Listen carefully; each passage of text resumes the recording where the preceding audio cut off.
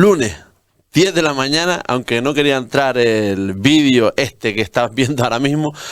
Un lunes más, despertando con Jesús. 3 de febrero, Pastor Alberto Ares, ¿qué tal? Buenos días. Buenos días, David, ¿qué tal? ¿Cómo estás? ¿Cómo estamos? Yo de maravilla, gracias a Dios, no me puedo quejar. ¿Y tú Gracias a Dios, estupendo, la verdad, Pastor. Me alegro, estupendo. me alegro. Bueno, antes de comenzar este culto, quiero hablarles un poco, porque sinceramente yo muchas veces a los comentarios pues no les hago caso, muchas veces a los comentarios malintencionados, a los comentarios que vienen a insultarme, muchas veces no les hago caso, pero sí que tengo que decir una cosa, y es la siguiente, y lo he dicho muchas veces. Este espacio de Despertando con Jesús nos reporta a Sur FM 0 euros, a la Iglesia del Pastor le reporta 0 euros. Es un espacio que hacemos gratuitamente por voluntad propia, y es un espacio que realizamos porque a mí me sale del bolo, por decirlo mal y claro. Y sinceramente lo hago porque confío ciegamente en el Pastor Alberto Ares, que lo hace porque le apasiona, porque es un enamorado del Señor, es un enamorado de la palabra, es un mensaje que Dios le ha dado a él para que dé al mundo su palabra, y sinceramente lo hago porque me sale del corazón y sinceramente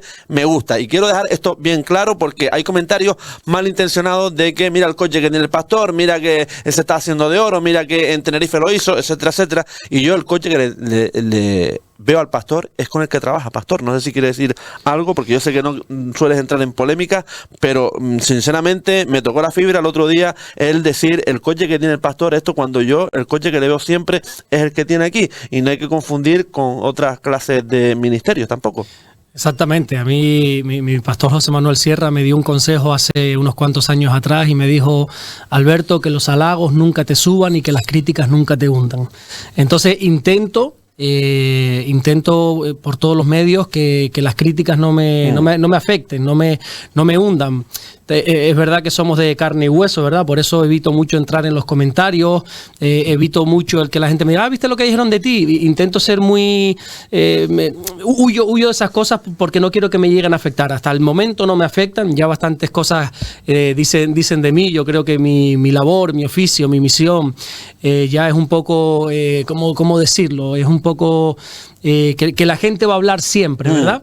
Entonces ya doy por hecho que soy un tema de conversación que a algunos agrado y a otros desagrado, pero bueno, como mi fin no es agradar, como te decía el otro día, pero creo que referente a esos comentarios de que si el coche, de que si en Tenerife, de que si tal, creo que me están confundiendo de persona. No soy yo esa persona de la que están hablando ahí, y efectivamente yo tengo un coche, una furgoneta de trabajo, una Berlingo, pero aunque tuviese un buen coche, o sea, al final es de mi trabajo. Yo siempre lo he dicho, yo soy pastor de vocación, pero mi sustento viene de mi trabajo con estas manitas que Dios me ha dado. ¿Y trabaja del aire? Del aire. Yo soy un pastor que vive del aire. Yo soy técnico de aire acondicionado. Yo soy instalador de aire acondicionado. Llevo 25 años trabajando con mis manos. 25 años subido en escaleras, cargando equipos de aire acondicionado al hombro y todo. Así que todo lo que he podido tener o lograr no lo tengo por qué esconder. Pero vuelvo y repito, o sea, ando en una furgoneta de trabajo, y mi mujer, el coche que tiene, es un coche que mi padre nos ha tenido que prestar ahora porque no teníamos. El nuestro se estropeó y mi padre nos ha prestado, que bueno, más que prestado, yo creo que ya ese coche no lo va a volver a ver él, es un regalo, yo lo tomo así como un regalo, pero que vuelvo y repito, no me tengo que justificar de nada, porque hasta el último céntimo que tengo o que he podido ganar a lo largo de mi vida, creo que ha sido lícitamente, totalmente. Para terminar con esto, para opinar, véanse los vídeos completos, por favor, sobre todo, véanse los vídeos completos, lean los rótulos bien y entiendan también los mensajes, no se hagan, como digo yo, aunque suene mal en este espacio, pajas mentales. Bien, dicho esto, pastor, empecemos, si le parece, con el programa, hablando del último culto a las 6 de la tarde en Morrojable, las 11 de la mañana los domingos en Puerto del Rosario, por favor. Exactamente. Pues bueno, este domingo, aclarar que yo personalmente no estuve en la isla, estuvimos visitando en Bruselas a la Iglesia Centro Evangélico Vida Nueva, allí en Bruselas, que tenemos ahí un buen grupo, un precioso grupo de 40, 50, 60 personas, y solemos ir cada ciertos meses, mi esposa y yo, a estar allí compartiendo. Así que este domingo yo no estuve aquí en Fuerteventura, pero sí estuvimos todo el fin de semana allí con esta iglesia, con estos hermanos de la iglesia, y tuvimos un espacio de 4 cultos. Así que imagínate, estuvimos muy ocupados. La gente dice, es que ustedes salen y viajan. Bueno, salimos a trabajar. Sí. No salimos de placer, aunque nos lo pasemos de maravilla, porque para mí esto, más que un trabajo, es una vocación, es un placer. Yo me deleito en la palabra del Señor. Pero te digo, tuvimos 4 cultos, pero para no explicarte los 4, porque se nos iría muchísimo de tiempo, bueno, te hablo del primero, por ejemplo, el primer culto que estuvimos hablando, me centré En ese pasaje, cuando el cuarto rey de Israel llega al trono, que es Roboam, ya que si no me equivoco hemos hablado de él, o por lo menos lo hemos tocado en alguna pregunta, que es el hijo de Salomón y el nieto de David. Es un niño que siempre fue rico desde que nació, que tenía fama desde antes de nacer, así que es un niño que no sabe lo que cuesta la vida, que no sabe lo que ha tenido que luchar ni papá ni abuelo por tener lo que tienen ahora mismo, así que es un niño de papá y mamá, podríamos decir. ¿Entiendes esa expresión? Sí, ¿no? sí, claro. Un niño rico de cuna, un niño de papá y de mamá. Entonces, cuando su padre Salomón muere, él, como la monarquía se hereda, él tiene que subir al trono. Y cuando sube, entonces todo el pueblo, dice la Biblia, se reúne frente a él y le dice, mira, Roboam, tu padre... Te lo voy a decir en palabras canarias. Tu padre nos ha fundido a impuestos. Salomón nos ha fundido a impuestos, nos ha explotado a impuestos. Agravó mucho la carga sobre nosotros. Sí es cierto que, bueno, que mira todo lo que se ha logrado. Mira cómo Salomón extendió el reino, cómo ha crecido. O sea, pagamos los impuestos, pero hemos visto algo a cambio, ¿vale? Pero ya el reino está. Entonces, Roboam, te pedimos a ti que por favor nos bajes los impuestos y si tú lo haces, te vamos a servir alegremente. Claro, es la primera decisión que tiene que tomar Roboam. ¿Qué hago? ¿Le bajo los impuestos al pueblo o no? Y entonces pide consejo, que la Biblia habla muy bien de los consejos. En la multitud de consejeros está la seguridad, dice la Biblia. Pregunta a los ancianos de la ciudad, a las personas con experiencia, y entonces los ancianos muy sabios le dicen a Roboam, mira, tienen razón.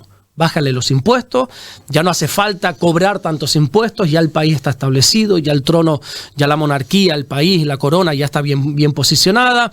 No es necesario seguir fundiendo de esta manera al pueblo a impuestos. Bájaselos y verás cómo ellos van a responder con amor. Ok, dice Roboam, pero bueno, voy a pedir un segundo tipo de consejos. Y se los pide a los jóvenes, a sus amigos de toda la vida, aquellas personas que no tienen mucha andadura en esta vida, ¿no? Claro, sus amigos le dicen, ¿cómo? ¿Que tú te vas a rebajar para quitarle impuestos? No, lo que tú les tienes que decir es que tú eres el rey y que tú mandas y que si tu padre le agravó con impuestos, tú se lo vas a duplicar. ¿A que no sabes qué consejo siguió? El de los jóvenes. El de los jóvenes. Era un necio totalmente y entonces se puso delante del pueblo y yo soy el rey y si mi padre te fundió impuestos yo los voy a duplicar y no sé cuánto y eso generó una división en el reino. Se fracturó por completo el reino, se le arruinó todo lo que siempre había soñado y entonces aproveché esta historia para transmitir ese mensaje, esa predicación de cómo un mal consejo nos puede arruinar la vida. Un mal consejo nos puede destrozar un matrimonio. Un mal consejo nos puede arruinar todo por lo que un día habíamos soñado. Y decía o quería resaltar el hecho de que no solamente me llamase la atención que Roboam siguiese este tipo de consejos, sino que, oye, que Roboam era hijo de Salomón, la persona más sabia que hubo en la tierra, lógicamente después de nuestro Señor Jesucristo. Era la persona más sabia, Salomón. Qué buenos consejos seguro que le tuvo que dar su padre. Pero es que era el nieto de David, del rey David, un hombre espléndido, un hombre que consiguió cosas tremendas, todo lo cuenta la historia bíblica. Y ahí aproveché para centrarme en el último consejo que David dio. Ese consejo en el lecho de muerte. Un consejo que David dio cuando ya estaba a punto de morir y antes de partir decide tener una conversación con su hijo Salomón y le da un consejo. Este consejo que se encuentra en la Biblia le dice, esfuérzate, sé hombre y anda en los caminos del Señor. Amén. Ese fue el último gran consejo de David. Imagínate David, un hombre que con tantas victorias a sus espaldas, un hombre de guerra, un hombre que ha conseguido logros como ningún otro y que el último consejo de su vida sea ese, esfuérzate, sé hombre y anda en los caminos del Señor. Y desglosé un poquito ese último gran consejo, como lo titulé Consejos del Cielo, titulé esa predicación. Qué bonito. El esfuerzo, la Biblia habla desde Génesis hasta Apocalipsis del esfuerzo, tenemos que esforzarnos, esfuérzate y sé valiente, le dijo Dios a un soldado. Siempre la Biblia nos llama al esfuerzo. Nosotros siempre nos centramos en los frutos, en los resultados, pero Dios bendice el esfuerzo, no tanto los resultados. Si tú te has esforzado y no has logrado lo que querías, Dios te va a bendecir igual, porque lo que Dios quiere es que seamos hombres esforzados, hombres y mujeres esforzados. Luego me metí en un tema un poco polémico. Digo polémico no por lo que dije, porque yo lo tengo claro, sino por la cultura en la que nos movemos. Este 2025 confuso, este 2025 polarizado, que parece como que tenemos que estar en una posición o en otra y no nos podemos entender. Parece que como si estoy aquí no puedo compartir nada de los que están aquí. Eso para mí es una idiotez, perdón por la palabra. Es algo anormal totalmente, no tiene sentido. Y entonces toqué el tema de ese gran consejo de David a su hijo cuando le dijo, sé un hombre. Y yo hacía esta pregunta, ¿qué es ser un hombre? Si yo te hiciese esa pregunta a ti, David, ¿qué es ser un hombre?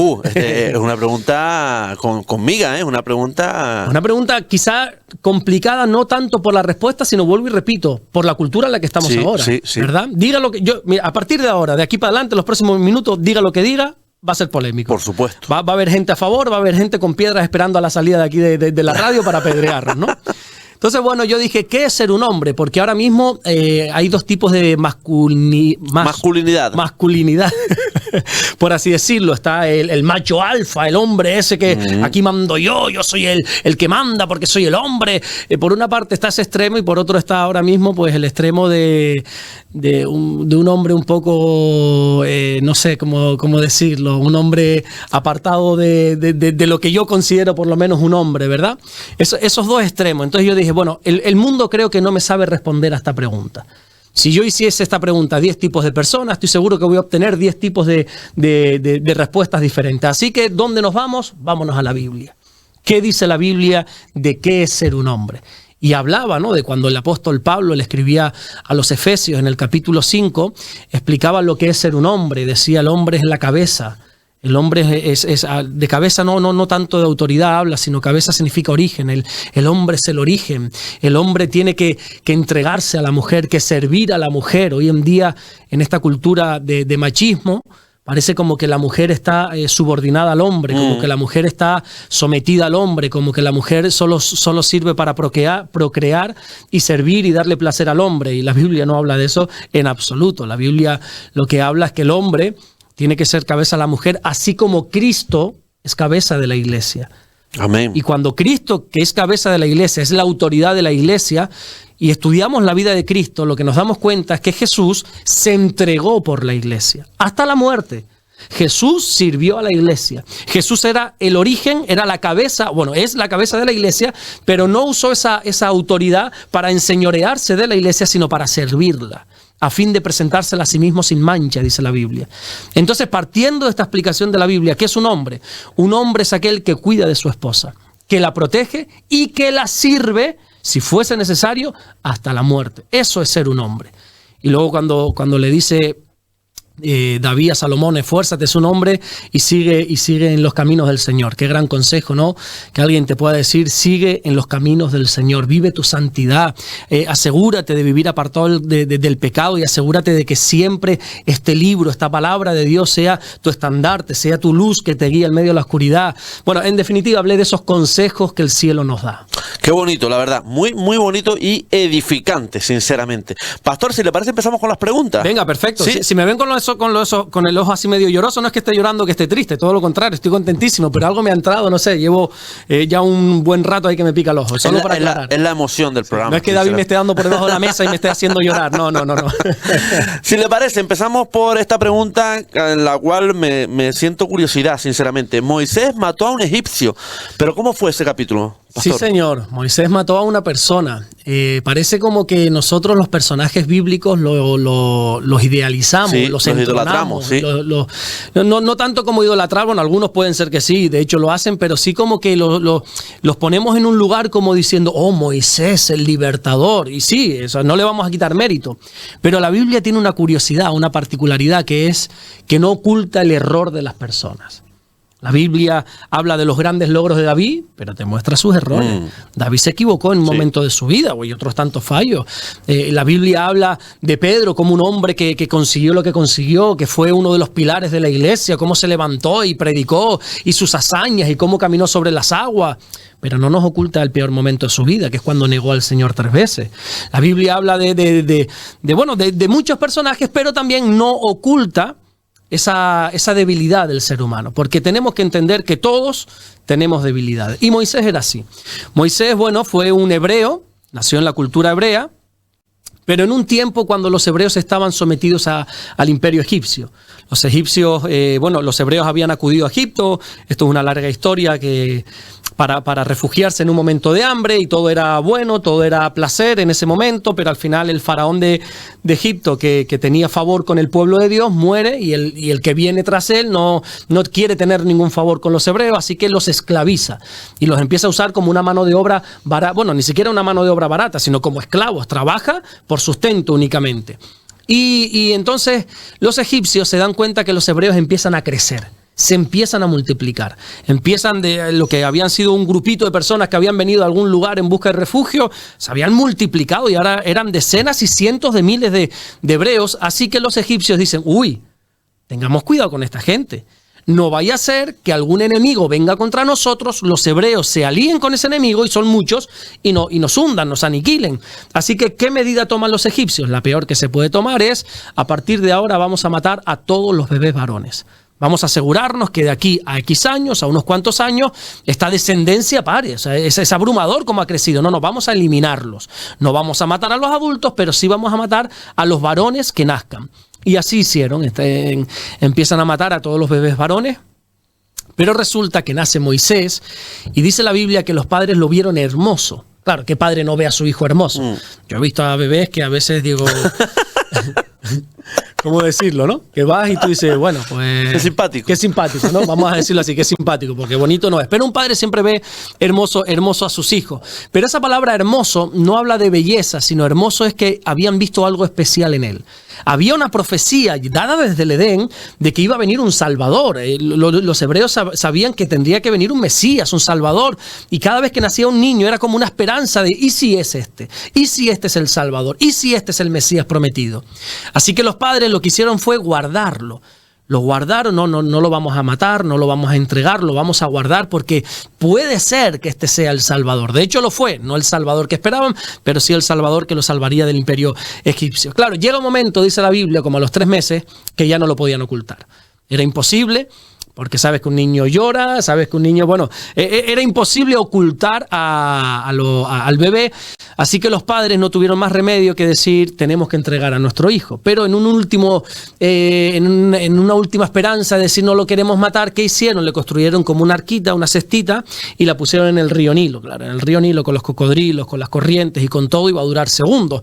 Pero bueno, así lo hicieron. Lo pusieron ahí en el río Nilo, y a que no sabes que quién estaba allí casualmente en ese río, la hija de Faraón. Y vio una cesta pasar con un niño y dice, ¡ay, un niño! Tráemelo para acá. Y lo trajo y dice, a este niño lo quiero criar yo. Fíjate cómo las cosas del Señor, lo quiero criar yo. Claro, un niño tan pequeño, todavía tenían que darle el pecho, así que llamaron a la madre, y la madre de Moisés crió a Moisés en Egipto. Y Moisés, por eso se le conoce como el príncipe de Egipto. Él creció en el palacio de Egipto con Faraón, y él era un hombre importante, pero siempre supo que era hebreo. Él sabía cuáles eran sus orígenes, sus raíces. Él sabía que papá y mamá eran hebreos. Él sabía que sus hermanos no eran esos egipcios ricachones que vivían en palacio, sino los esclavos que estaban allí trabajando. Y un día, dice la Biblia, que Moisés sale a dar una vuelta, a observar a los hebreos, porque esa curiosidad, ¿no? Esa curiosidad de su origen. Estaba de cómo vive mi pueblo, ¿no? Exactamente. Estaba viendo cómo trabajaban los hebreos, que vuelvo y repito y resalto que eran esclavos en Egipto, y se da cuenta que hay un Egipto maltratándoles. Hay un Egipto maltratando a los hebreos. Moisés, dice la Biblia, que mira para los lados para asegurarse que no hay nadie, y se enciende en ira contra ese egipcio. Se enciende en ira y lo mata. Fíjate qué tremendo, lo mata. Esconde el cuerpo bajo la tierra y se va, diciendo, bueno, yo mire para los lados, aquí no pasa nada. Y los hebreos no creo que digan nada porque les he salvado a ellos, ¿no? Al día siguiente Moisés hace lo mismo, sale a dar una vuelta, pero ahora ve que hay 2 hebreos discutiendo entre sí. Ya no hay un egipcio afligiéndole, sino que ahora son 2 hebreos discutiendo entre sí. Entonces Moisés intenta mediar, que es lo que hay que hacer cuando vemos a 2 personas pelear. Hoy en día, el otro día estaba por aquí por el pueblo y 2 hombres se echaban a pelear y todo el mundo sabe lo que hizo, ¿no? Sacó esto para grabar. Yo me tuve que meter ahí, pero primero separo esto y luego le llamo la atención a esta panda de sí. no sé qué adjetivo ponerles, que no tienen 2 dedos de frente. Separen a estos hombres. Pues Moisés hizo eso, quiso separar. ¿Y qué hacen los hebreos? Le dicen, ¿qué pasa, Moisés? ¿Me vas a matar como mataste ayer al Egipto? Se dio cuenta que la voz había corrido. Y esa noticia llegó incluso a Faraón. oye, ¿sabes que Moisés, aquel cual tú has criado aquí en palacio, mató a un egipcio? Y entonces Faraón se levanta contra Moisés, lo quiere matar, y es cuando Moisés tiene que huir. Y ese momento de cuando Moisés mata a este hombre es un punto de inflexión en su vida, no solamente porque tiene que huir, sino que es algo que Dios permite para que él se vaya a convertir en lo que ya te dije al principio, en el libertador del pueblo de Dios. Amén. Oye, de verdad, tremendo, sinceramente, tremendo. Sí. Otra de las cuestiones que tenemos aquí, pastor, es que era tartamudo Moisés, o se dice que era tartamudo. Sí. ¿Cómo le hablaba al pueblo? Bueno, se presupone que sí, que efectivamente era tartamudo. No lo podemos asegurar al 100% porque la Biblia usa una expresión que, si no recuerdo mal, dice que era tardo para hablar. Él era tardo para hablar. Cuando Dios le hace un llamado, ¿verdad? Cuando ya Moisés, cuando huye de Egipto, está en Madián 40 años, en un lugar llamado Madián, ahí pastoreando unas ovejas. Él pensaba que ya su vida se había terminado ahí. Y en ese famoso episodio, cuando está recorriendo aquellas montañas con el rebaño de ovejas, ve que hay una zarza que empieza a arder, algo extraño. Él conoce el campo. Él conoce que una zarza, un arbusto seco, prende y se apaga enseguida. Pero se da cuenta que esa zarza no se apaga. Dios estaba llamando su atención. Yo siempre he dicho que si yo voy por el campo y veo una zarza ardiendo, yo sigo caminando, porque no entiendo si ese árbol tiene que apagarse ya. No, Dios no me puede llamar la atención así, me la tiene que llamar de otras maneras. Pero como pastor de ovejas, Dios sabe cómo hablar a su gente, ¿verdad? Usted sabe que a este pastor tiene que llamar la atención con esto de la naturaleza, y en esa zarza ardiente, Moisés, que es medio chismoso, perdón por la palabra, se acerca, oye, ¿qué está pasando aquí? Y ahí Dios le llama. Y ahí Dios le dice, yo te he escogido, quiero que vayas y que te presentes frente a Faraón, frente al hombre más importante de la tierra, y le digas, deja salir a mi pueblo. Ese es el mensaje que tenía Moisés que darle a Faraón. Moisés, ahí creo, si no me equivoco, es en Éxodo capítulo 3, empieza un debate, por así decirlo, con Dios. Moisés le pone cantidad de excusas, mira que no sé qué, un montón de cosas. Dios le va diciendo, no te preocupes. Y en una de esas excusas le dice, Señor, ¿cómo voy a dar yo este mensaje si sabes que yo soy tardo para hablar? Tardo para hablar, creemos que puede ser una tartamudez. Hay otros que dicen, no sé si andan en lo correcto, pero yo lo digo. Hay otros que dicen que cuando Moisés usa esta expresión de tardo para hablar, habla de que ya no es suelto a la hora de hablar el idioma egipcio. Ya llevaba 40 años fuera, y entonces quizá le iba a costar pararse frente a un faraón, frente a un egipcio y hablar ese idioma que ya no lo practicaba. Pero no, seguramente era tartamudo. Bueno, perdón, pastor, que lo corte, porque yo muchas veces busco aquí sobre la marcha, ¿no? Sí. Y la RAE lo que dice es que torpe, no expedito en la comprensión o en la explicación. Rudo, torpe, tosco, lerdo. Exactamente. Es la definición incluso hay otros comentaristas bíblicos que dicen que no era ni tartamudo ni que no practicaba el idioma, sino que simplemente tenía como miedo escénico. Ajá. Claro, presentarse a Faraón no era presentarse delante de cualquier persona. Había una corte, había un montón de cosas, y encima, si tú te presentabas a Faraón y le dabas un mensaje como este, Faraón te cortaba el cuello sobre la marcha y ahí no había pasado nada. Entonces lo que él le dijo es, bueno, tú sabes que yo no sé hablar en público, sabes que me pongo nervioso. Hay varias interpretaciones. Yo creo, y creo que es la correcta, que era tartamudo. Exactamente, era tartamudo, era tardo para hablar. Y entonces Dios le dice, bueno, ¿y cuál es el problema? No, es que sabes que no soy bueno para hablar. Le dice, no te preocupes, tu hermano Aarón irá contigo, tú serás el salvador, tú serás el que va a guiar al pueblo, pero tu hermano hablará por ti. ¿Qué encuentro yo en esta historia? Que cuando nosotros vemos problemas, Dios ya tiene la solución. Siempre. Cuando nosotros nos agobiamos por algo, qué bonito saber es que Dios ya tiene la solución. Te pongo un ejemplo. No me quiero ir mucho de tiempo, pero mira qué ejemplo tan bonito. El Señor muere, está 3 días muerto, enterrado en aquella tumba, según las profecías bíblicas, que tenía que estar muerto y en lo profundo de la tierra 3 días como Jonás, 3 días y 3 noches. Y las mujeres que sabían esto, dice que van al sepulcro el domingo por la mañana. Pero los romanos habían rodado una piedra para tapar ese sepulcro, que era como una especie de cueva. No confundamos que Jesús no fue enterrado bajo tierra como hoy en día se hace en un ataúd, no, era como una especie de cueva. Sí. Entonces los romanos lo que hicieron, pusieron una piedra de no sé cuántas toneladas, imposible de mover, eso era imposible. Entonces las mujeres, cuando empiezan a caminar hacia el sepulcro, hacia ese lugar, se dan cuenta, y dice la Biblia que dijeron, ¿Y quién nos removerá la piedra? Y era como un agobio que les entró. Quizás estamos perdiendo el tiempo y vamos a ir y vamos a encontrarnos esta piedra de no sé cuántas toneladas. ¿Y quién nos removerá la piedra? Y cuando llegaron se dieron cuenta que ya el Señor había rodado la piedra. No para que el Señor saliera, ojo, sino para que ellas pudieran entrar. Cuando nosotros vemos problemas, ya Dios tiene las soluciones. Y así era con Moisés. Seguramente era tartamudo, pero Dios le dijo, ni te preocupes que ya tengo la solución, y se llama Aarón. Él hablará por ti. Qué bonito. Hay quien también gobernó siendo rey y sacerdote al mismo tiempo, pastor. Sí, algo totalmente inusual en la Biblia. No era posible esto, pero hubo un hombre llamado Melquisedec, que exactamente así fue. Él como rey también fue sacerdote. Entendamos que en la cultura hebrea los israelitas tenían totalmente separados estrictamente estas labores. El rey era rey, se tenía que dedicar a la corona, y el sacerdote era sacerdote. No se podían mezclar, no se podían combinar estas labores. Por ejemplo, los reyes venían de una tribu. No sé si te he hablado alguna vez de las tribus de Israel, de las 12 tribus. No, todavía creo que no. Pues algún día, Dios mediante, sí. Si Dios sigue abriendo puertas para compartir, algún día te hablo de ella. Bueno, los reyes venían de una tribu que se llama la tribu de Judá, ¿verdad? Judá, alabanza, venían de ahí venía el rey David, toda su descendencia. Los levitas también eran una de las tribus, ¿no? Exactamente, los levitas, que vienen de la tribu de Leví. Pues de ahí, de la tribu de Leví, sí sabes, se te va pegando algo. De la tribu de Leví vienen los sacerdotes. De hecho, hay un libro en la Biblia que para muchos es aburrido, para mí es fascinante. Incluso hace como 10 o 15 años hice un estudio de este libro llamado Levítico. Es precioso. Levítico, un libro donde Dios quiere establecer unas normas para que un pueblo pecador pueda acercarse a Él como Dios santo. Apasionante. Bueno, entonces los reyes venían de la tribu de Judá, los sacerdotes venían de la tribu de Leví, cada uno tenía sus posiciones y sus roles bien afirmados. De hecho, creo, si no me equivoco, que hubo un rey, ahora no recuerdo su nombre, que intentó hacer funciones sacerdotales y acabó enfermo de lepra sobre la marcha. Pero hay un hombre que se llama Melquisedec, que es bastante extraña su historia, es bastante llamativa, porque no se le menciona una genealogía, no se sabe mucho de él, pero sí dice que era rey y sacerdote.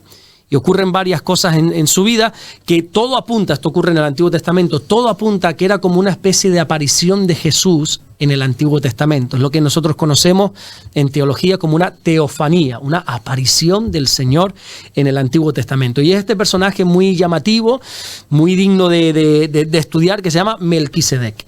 Qué bueno, sí. Sinceramente. Pastor, ¿qué día, creo que es así la pregunta, déjenme ustedes mirar, cuál fue el día que descendió el Espíritu Santo? Mucha gente también ha preguntado en los canales que hablemos muchas veces del Espíritu Santo, etcétera, etcétera, pero ¿qué día fue el que descendió el Espíritu Santo? Bueno, el Espíritu Santo ha estado desde el principio en la tierra. De hecho, en el primer capítulo, en los primeros versículos de la Biblia, en Génesis, dice que cuando Dios creó los cielos y la tierra, dice, y el Espíritu de Dios se movía sobre la faz de la tierra. Siempre ha estado. Ahora bien, el Espíritu de Dios, el Espíritu Santo, el Ruach HaKodesh, como se dice en el original, el Espíritu Santo, solo se manifestaba, por así decirlo, en 3 tipos de personas. Hablando en el Antiguo Testamento, en la era de la ley, solo se manifestaba en 3 tipos de personas. En reyes y en momentos puntuales que necesitasen, en reyes, en profetas y en sacerdotes. Solamente el Espíritu de Dios se iba a manifestar en tu vida si eras un rey, un profeta o un sacerdote. Un profeta un tanto desconocido llamado Joel profetizó una vez, que tiene un libro en la Biblia, el profeta Joel, profetizó una vez, si no me equivoco, en el capítulo 2, versículo 28, que un día Dios iba a derramar su espíritu sobre toda carne, sobre toda persona. Claro, esto era algo novedoso para el pueblo de Dios. ¿Cómo es posible que ahora lo que solo es para reyes, profetas y sacerdotes vaya a estar en todos nosotros? Y efectivamente, así sucedió. Te voy a poner un poquito en contexto, no me voy a ir del tema, pero ahora retomamos. Los hebreos, los judíos, recordemos que la Biblia está escrita en un contexto judío y para entenderla y para sacarle toda la riqueza tenemos que entender la cultura judía. Tienen 3 fiestas principales, la Pascua, el Pentecostés y los tabernáculos. Todo judío de cualquier parte del mundo tenía que subir a Jerusalén a celebrar esta fiesta. En la Pascua era donde recordaban la libertad, de cómo Moisés libertó al pueblo de Dios y todo esto, y comían un cordero, aquel cordero que la sangre del cordero los libró. Bueno, en definitiva, que casualmente es cuando muere Jesús. No tiene nada de casualidad, es algo divino esto. Jesús muere en la Pascua y 50 días después se celebraba lo que se conoce como el día del Pentecostés, el Shavuot, se le conoce en hebreo. ¿Qué se celebra ahí? Bueno, hay dos tipos de celebraciones. Primero recordaban cuando Dios le dio la Torá, la ley, la palabra a Moisés, pero también era el inicio de la cosecha. Para esas fechas era cuando, si no me equivoco, es a finales de abril, más o menos. Lo que pasa es que el calendario judío o el calendario hebreo y el gregoriano no tienen muchas similitudes. Pero en definitiva, era la primera cosecha. Ellos celebraban que Dios este año nos va a dar la primera gran cosecha. Y entonces estaban, dice la Biblia en Hechos capítulo 1 y Hechos capítulo 2, que estaban en Jerusalén en ese momento cantidad de personas de todas las naciones bajo el cielo estaban reunidas en el día del Pentecostés, en el día de o la fiesta de la semana, que también se le conoce, 50 días después de la Pascua, para celebrar la primera cosecha, las primicias de esa fiesta. Y ahí entonces, cuando Jesús muere, que está 3 días muerto, resucita, está unos cuantos días con sus discípulos, 40 días con sus discípulos, y apareciéndose a unas cuantas personas, les dice algo. No se vayan de Jerusalén hasta que no haya venido el Espíritu Santo. Él le dijo, yo me voy. De hecho, asciende, dice la Biblia, asciende a los cielos, una nube lo cubrió. Pero ustedes no se vayan de Jerusalén hasta que no venga sobre ustedes la promesa del Padre, hasta que no venga sobre ustedes el Espíritu Santo. Claro, las cosas en Jerusalén estaban muy complicadas. A través de la muerte y la resurrección de Jesús, los romanos se habían puesto ahí como chinos, perdón por la expresión, se habían enfadado, habían empezado a perseguir a la iglesia. Así que Jesús les estaba pidiendo algo muy difícil: permanezcan en Jerusalén. Sí, ya, Señor, pero estamos siendo perseguidos, si nos encuentran nos matan. Y él le dijo, permanezcan en Jerusalén hasta que el Espíritu Santo no haya venido.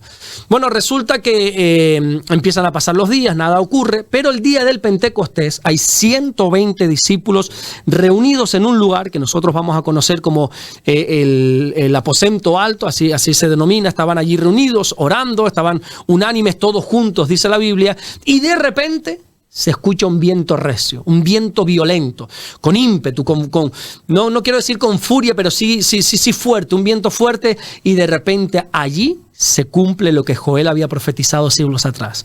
Ese Espíritu Santo que estaba solo para reyes, profetas y sacerdotes, ahora es derramado sobre toda carne. Ahora es derramado sobre todos aquellos 120 discípulos que allí estaban reunidos. Se les apareció como unas lenguas de fuego, empezaron a hablar en nuevas lenguas, y todos los que estaban alrededor. Recuerda que Dios usó este día específico porque allí estaban naciones de todo el mundo. Era una fiesta obligatoria para que todos los judíos de todo el mundo se reuniesen. Allí había miles y miles de personas y todos se quedan, wow, ¿qué está sucediendo?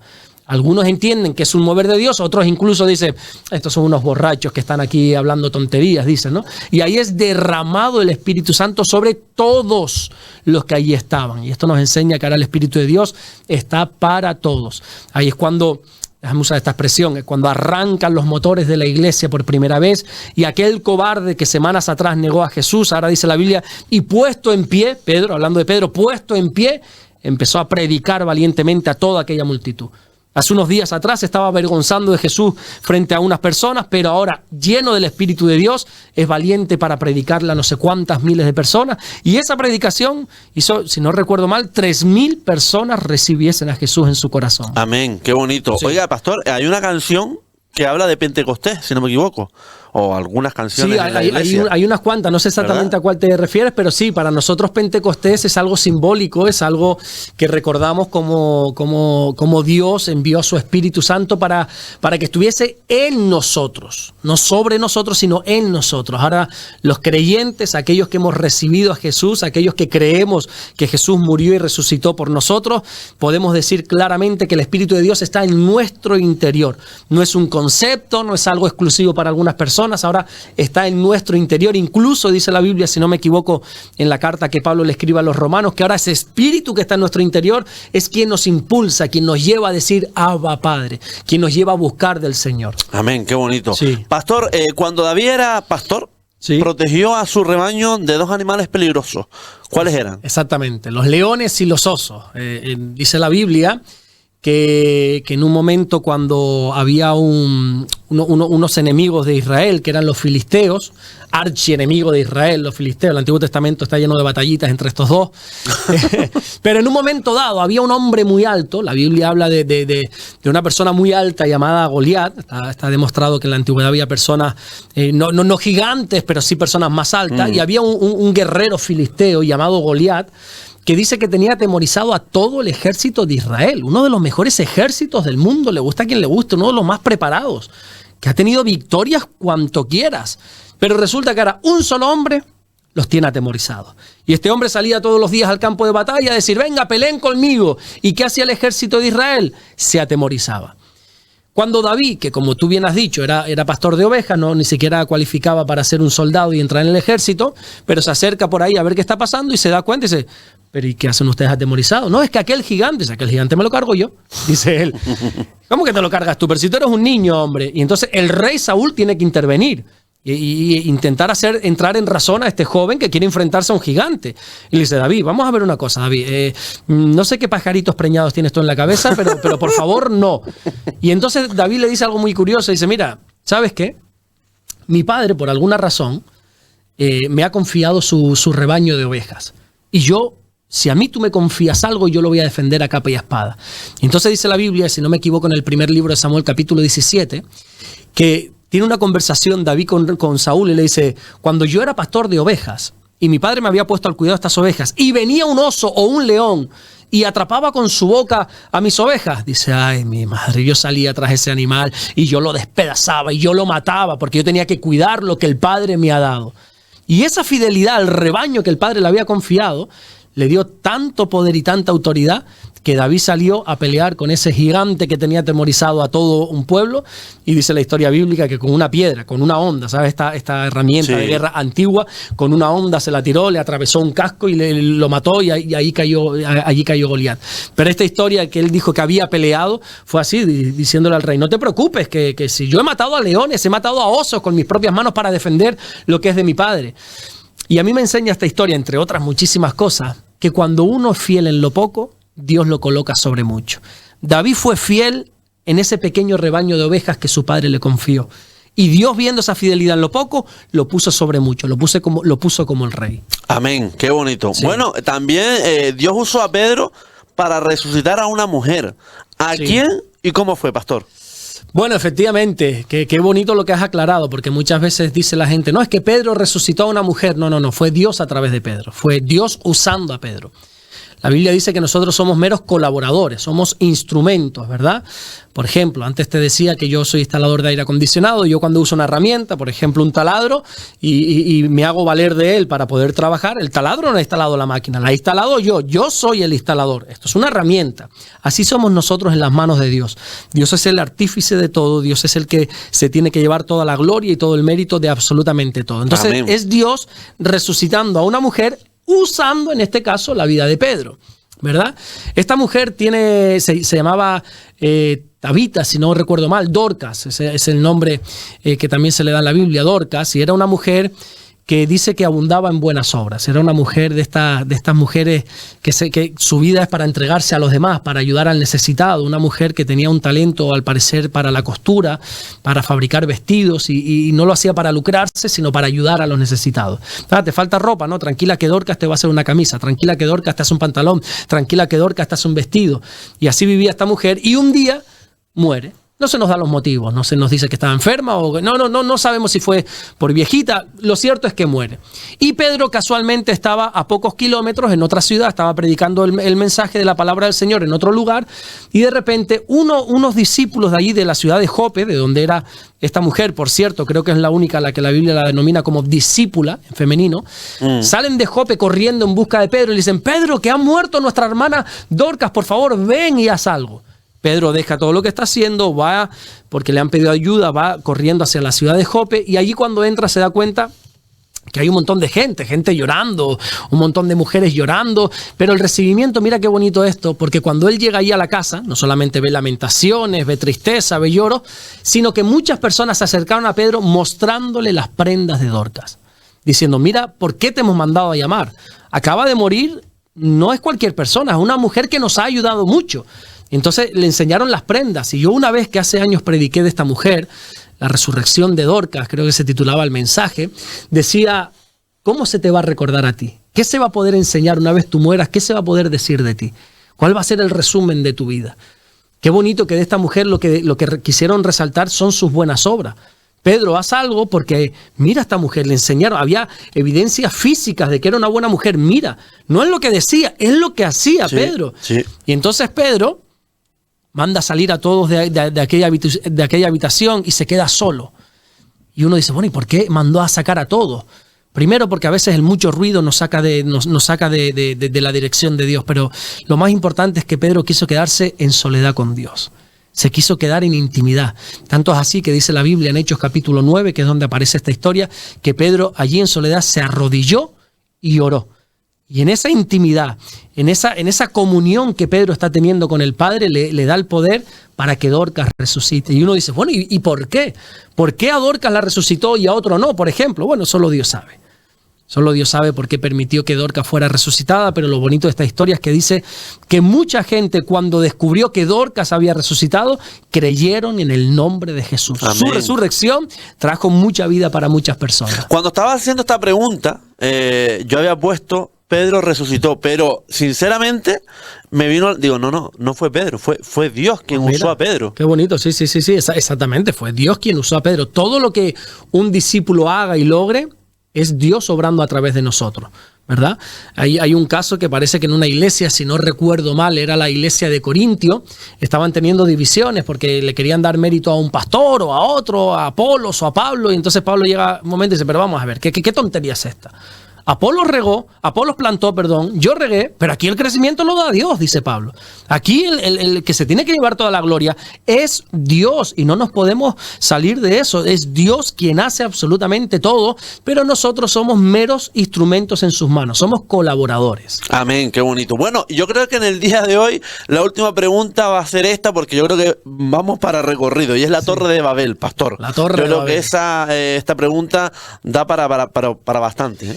Sí, la Torre de Babel es una de las historias más fascinantes del Antiguo Testamento, que levantan más preguntas.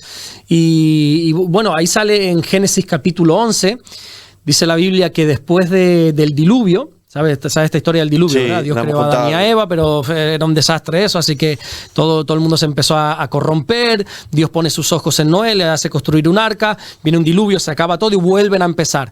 Y en Génesis capítulo 9, Dios le dice a Noé y a sus descendientes, le dice, fructificaos y llenar la tierra. Ahora son ustedes solos, pero la misión que ustedes tienen es llenar esta tierra.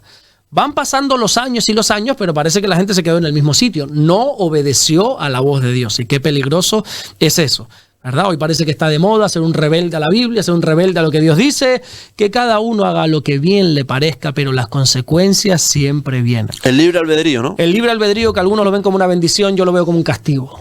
Esa libertad que tenemos, porque esa libertad nos puede llevar a como mucha gente vive hoy, separados de Dios. ¡Ah, qué bendición que soy libre!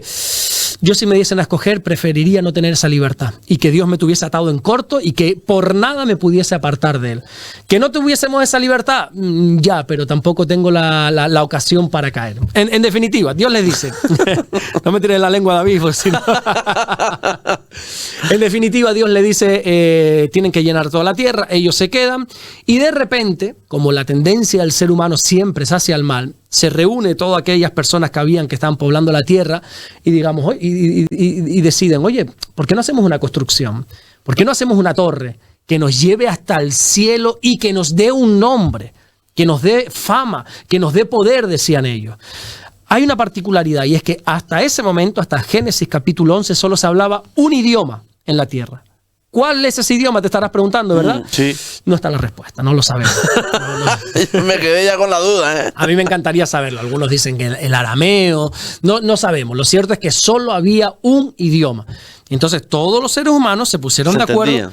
Exactamente. Ellos se entendían perfectamente. De hecho, Babel significa confusión. Se reúnen, vamos a hacer una torre que llegue hasta el cielo y que nos dé un nombre. Esto habla del orgullo. La Torre de Babel representa a vamos a demostrar que podemos vivir sin Dios. ¿Y que le dé un nombre para qué? Pregunto. Para ser famoso. Ajá. Porque ahora soy el importante. Ya Dios no es importante. Ya Dios está anticuado, David. Ya Dios pasó de moda. Eso era para nuestros abuelos. El ir a la iglesia, el consagrarse era para nuestros abuelos. Vamos a edificar una torre y a vivir como queramos. Vamos y venga y bebamos y comamos y hagamos lo que nos dé la gana. El mensaje actual, ¿verdad? Sí, sí. Bueno, este no es tan actual, no es tan moderno como algunos dicen. Esto tiene más milenios que otra cosa. Y ahí en Babel, miles y miles de años atrás, tuvieron ese mismo pensamiento. Parece que alguien, el político de turno, se levantó y soltó esta perla y qué bueno, sí, vivamos sin Dios. Está bien, dijo el Señor. Y miró esto. Dios no se enfada con lo que estaban haciendo, porque al final quieres levantar un muro, levántalo, haz lo que bien te dé la gana, hombre. Sino que dice que miró las intenciones del corazón. Y se da cuenta que en el corazón de ellos había orgullo, había altivez, y por el bien de ellos, no porque Dios tenga que defender su nombre, faltaría más, hombre, sino que por el bien de ellos lo que hace es que los confunde. Fíjate, Dios no le derribó la obra, Dios no tiró los ladrillos, no, yo no quiero esto, no, constrúyelo si quieres, pero por tu bien, dice que derramó esos idiomas, los confundió con idiomas. No sé si ahí empezó a hablar inglés, francés, no sé, ¿no? Algo chistoso. No sabemos los idiomas que ahí se crearon, pero de repente aquellos que se entendían dejaron de entenderse. Que eso es lo que pasa cuando se vive sin Dios. Parece como que todo está bien sin Dios. Tranquilo, que esto es una bomba de relojería. Lo que hoy nos une, esta soberbia para ir contra Dios y como tú decías al principio, ¿no? Los comentarios que dicen, porque ahora nos agreden verbalmente, ¿vale? Por lo menos aquí en España. O que nos denigran o que nos insultan y se han unido contra... Tranquilo, que esto es una bomba de relojería. Aquel que vive sin Dios pagará las consecuencias. Hay un versículo que no tiene nada que ver, ahora retomo, me acaba de venir a la mente, precioso. Si no recuerdo mal, está en Malaquías capítulo 3 o capítulo 4, perdón, no me sé la Biblia de memoria. El otro día, ahora retomo esto también, espera, vamos a dejar estas dos cosas aquí. El otro día estábamos comiendo con una familia y me dice, tengo una pregunta para ti, porque ¿qué dice la Biblia? Me dice una persona, ¿qué dice la Biblia? No sé, te voy a poner un ejemplo. Sí. En Juan capítulo 1, versículo 20, y se me queda mirando y le dije, mira, yo no me sé la Biblia de memoria. Le dije, yo no sé, léeme el versículo, aunque sea, hijo mío. O sea, tú cuando me haces una pregunta, claro, me desglosa. Claro. Y claro, me pregunta, ¿qué dice la Biblia aquí? Pues chico, no tengo ni idea, la verdad. O puede ser que sí, si es un versículo familiarizado conmigo. Bueno, en definitiva, volvamos a Malaquías, a capítulo 3 o capítulo 4. No sé, dice que llegará un día que podremos mirar hacia atrás y ver la diferencia entre el que sirvió a Dios y el que no lo hizo. Llegará un momento, David, en que nosotros podamos devolver la mirada hacia atrás y va a haber una diferencia pero tan clara en aquellos que hemos dedicado nuestra vida al Señor, en aquellos que hemos servido al Señor y en aquellos que no lo han hecho. Hoy parece que esos que no quieren vivir con Dios, que quieren incluso burlarse de las cosas de Dios, que quieren vivir en libertad y respetable, por supuesto, que quieren vivir sin Dios y parece como que están ganando. Llegará un día que nosotros miraremos para atrás y veremos la diferencia entre aquel que ha servido a Dios, que ha decidido vivir en santidad, y aquel que no lo ha hecho. En definitiva, volvamos a Babel ahora.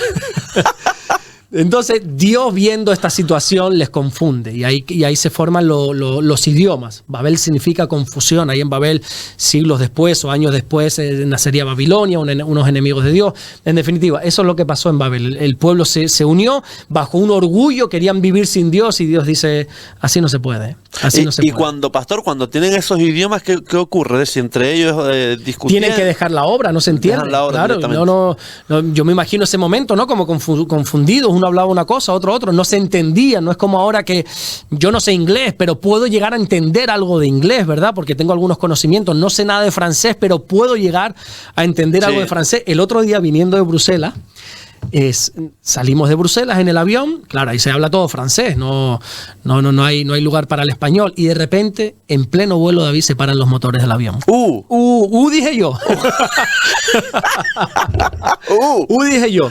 Y se paraban, y arrancaban, y se paraban, y el avión empieza a descender, levanta, pero caía no como poquito, sino que como de repente caía y volvía, y eso se movía, y de repente se hacía silencio absoluto, y volvían a arrancar los motores, y yo diciendo, madre mía, y empieza a hablar el piloto del avión en francés, y algo dice, pero claro, yo le entendí, bueno, más bien mi mujer, tengo que darle crédito a ella, más bien le entendimos por palabras sueltas, entendimos como avería, desviación, París. Entendimos que el avión está mal y nos vamos a desviar a París para cambiar de avión. Pero le pude llegar a entender. En aquel entonces no. En aquel entonces hubo tal confusión que no se entendieron entre ellos y la obra cesó, la obra dejó de construirse, pero el muro permaneció, la torre permaneció, pero ellos dejaron. Así cuando vivimos sin Dios, nuestra vida se llena de confusión. Parece que hay todo claridad, parece que todo es bueno, pero una vida sin Dios es una vida llena de confusiones. Amén. Otra de las cuestiones, y creo que es la última que tengo por hoy, personajes bíblicos. Hemos hablado hoy de Moisés, hablemos de Josué, el ayudante de Moisés. Exactamente, el siervo de Moisés, el ayudante de Moisés. Bueno, realmente Josué era un soldado. Él no se llamaba Josué, él se llamaba Oseas. Lo que pasa es que Dios le cambió el nombre a Josué, que por cierto es el mismo nombre en original que Jesús, Yeshua, se llamaba así, el libertador. Y él era un militar que se convierte en el siervo de Moisés, como tú bien has dicho. Cuando Moisés muere, él fue un fiel siervo de Moisés. De hecho, la Biblia lo denomina así. Siempre me ha llamado la atención que dice Moisés, siervo de Dios, Josué, siervo de Moisés. Sin embargo, Josué servía al Señor también, pero a través de Moisés. Cuando Moisés muere, entonces Dios pone al frente a Josué. Y entonces el pueblo le dice una cosa muy bonita a Josué. Le dice, mira Josué, nosotros nos vamos a someter a tu liderazgo, te vamos a obedecer, pero solo te vamos a poner una cláusula, solo te vamos a pedir un requisito. De la misma manera que Dios estuvo con Moisés, demandamos de ti que Dios esté así también. Y entonces te vamos a obedecer. Bueno, pues entonces, ya te digo, fue un servidor de Moisés, muy fiel, y esa fidelidad lo llevó después a convertirse en el libertador, en el líder de Israel. Tuvo muchos logros, fue uno de los 12 exploradores que entraron a la tierra prometida. No sé si conoces esta historia, de cuando ya estaban para entrar en esa tierra prometida. Y entonces, ¿no lo has escuchado? Bueno, pues...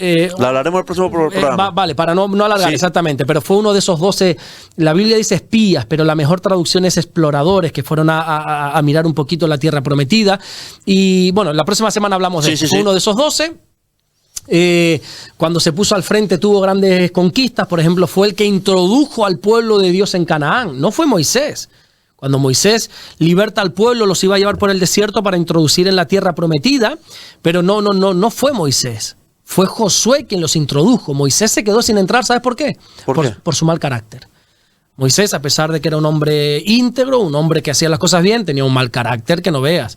Y Dios le dijo, mira, sí, no, ya se acabó. Mira la tierra prometida, la ves, sí, la verás, pero no entrarás.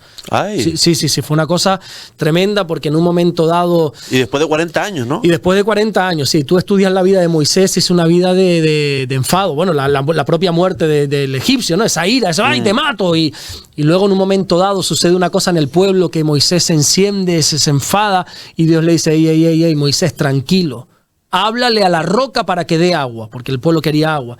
Pero Moisés enfadado ni habló ni nada, coge una vara y le empieza a golpear a la roca, ¿no? Y ese enfado dijo, Dios, no, mira, yo así, con gente así no puedo trabajar. Y entonces no le dejó entrar en la tierra prometida, y fue Josué quien entró al pueblo a la tierra prometida. Fue Josué el que repartió la tierra prometida a las 12 tribus de Israel. Fue Josué el que conquistó los muros de Jericó. Fue Josué el que en una pelea, si no recuerdo mal, contra los gabaonitas, ya termino, pues ya estamos en hora, ¿no? Sí, 53 minutos. 53 minutos, 30 segundos más y termino. Voy a hablar un poco más rápido. En una batalla que tenían contra los gabaonitas, era de día, estaban batallando, Israel estaba ganando y de repente se da cuenta que empieza a atardecer. Josué se da cuenta que en pocos minutos iba a ser de noche, eso iba a ser un caos, no podían batallar de noche, y hace una oración David. Y dice que ahí en Gabaón le dijo al sol, sol, detente, luna, detente. ¿Y sabes lo que sucedió? Que se detuvo el sol. Se detuvo el sol para que pudiesen seguir peleando. Dios detuvo el sol por la oración de una persona. Amén. Y vencieron a los gabaonitas y se hicieron con ese territorio. Bueno, en definitiva, Josué era un hombre íntegro, un hombre de oración, un hombre de guerra, pero un hombre sobre todo fiel. Bueno, rápidamente, dos preguntas, rápidamente. Alejandra Navarrete 1324. Hola, saludos. Me gusta mucho su programa, lo escucho todos los lunes. ¿Hay alguna forma de escuchar los estudios de los miércoles? Los saludo desde San Carlos de Chile. Dios los bendiga, pastor. Bueno, los miércoles nosotros tenemos culto, pero más que predicaciones, enseñanza, como bien dice la hermana o el hermano, no sé, ¿cómo se llama? Alejandra Navarrete. Como bien dice esta mujer, son estudios que estamos basando en el libro de los Hechos. Llevo unos cuantos años ya predicando de este libro, el libro de los Hechos, pero no tenemos medios ahora mismo para subirlo. Yo siempre le digo a la gente, mira, yo los devocionales, las predicaciones las grabo con el móvil, yo solo, yo las edito. No tenemos un equipo que pueda de momento respaldar esto porque no tenemos esos medios, no tenemos estas cámaras que tú tienes, este sistema que tú tienes, ni este conocimiento que tú tienes, porque puedes tener todo esto, pero si no tienes conocimiento, entonces de momento gracias a Dios. Sí. Entonces de momento no. A mí me gustaría en un futuro no muy lejano empezar también a grabar, pero es que no puedo, no tengo los medios necesarios ahora mismo y ahora mismo de momento no, pero no se preocupen porque tengo todo bien archivado y algún día pues si tengo tiempo me pondré a grabar todos estos estudios también para el canal de YouTube. Rápidamente, yo creo que esta la vamos a dejar para la semana que viene. Dice: feliz y bendecido día, Pastor Alberto y hermano David. Gracias, hermano David, por el espacio dado a la palabra de Dios en su programa Despertando con Jesús. Una pregunta: ¿por qué nunca se menciona el nombre de la madre de David? Pastor, hoy me escribieron un testamento, lo digo porque es muy largo lo que me escribieron, desde Nigeria para que ayude a la casa madre Barnabas AHA y tiene el logotipo del Centro Evangélico Vida Nueva. Me recordé de lo que dijo el pastor José Manuel Sierra, que tuviéramos mucho cuidado, que hay muchos impostores. Muchas bendiciones, Pastor Alberto y hermano David. Saludos desde Santiago de Chile. Lo firma Mirta Palma 2843, Pastor. Bueno, hay dos aclaraciones. Lo primero es que efectivamente ahora mismo como el Ministerio Centro Evangélico Vida Nueva ha crecido muchísimo, es muy reconocido en el mundo entero, pues la gente pues están los buenos y están los malos, los que se quieren aprovechar del trabajo de otros. Entonces ahora pues hay mucha gente que se pone el logotipo de la iglesia y pide dinero y hace, ¿verdad? Nada tiene que ver. Desde aquí vuelvo a repetir lo que siempre hemos dicho: Centro Evangélico Vida Nueva no pide dinero. De la misma manera que tú aclaraste al principio que no cobras, yo tampoco cobro y la iglesia no pide dinero. Si alguien se pone en contacto con ustedes, sea quien sea, en el nombre de José Manuel Sierra, en el nombre de Alberto, en el nombre de cualquier pastor del ministerio o en el nombre del ministerio para pedir dinero, no somos nosotros. Eso por una parte. Y por otra parte, ¿por qué a la madre de David no se le nombra? Di la respuesta durante este programa. Porque la Biblia está escrita en un contexto judío. Y los judíos son, como lo digo finamente, un poco machistas. Muy patriarcal. Exactamente. Es el hombre. Entonces, por eso habla de Isaí, del padre de David, pero no de la madre. Porque es un contexto puramente hebreo, judío.